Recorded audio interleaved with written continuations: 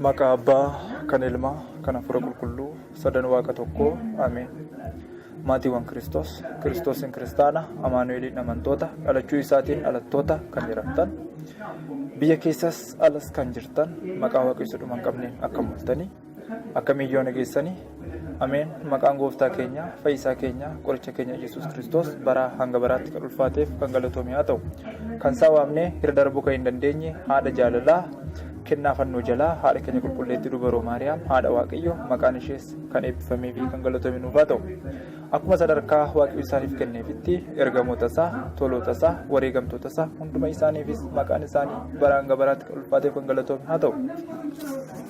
Egaa akkuma beekamu torbanoota lamaan darban kana keessa yuutiyuubii chaayinaalii Fardamis jedhu banee walaloota bifa yeedalootiin akkasumas immoo bifa viidiyootiin dhiyeessuu yookaan maxxansuu yaaleen ture.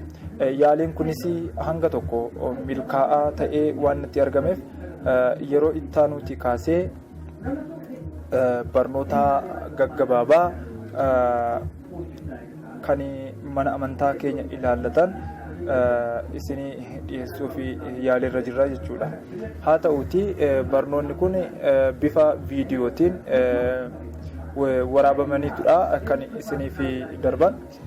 Barnoota kana akka hordoftanii, akka irraa hubattanii, yoo yaada qabaattanii, yoo yaada jajjabinaas ta'ee jajjabina akka nuuf laattan, yoo kan nu qeeqxanis ta'ee yaada keessan, qeeqa keessan akka nuuf dhiyeessitan maqaa Waaqayyoon isin gaafanna.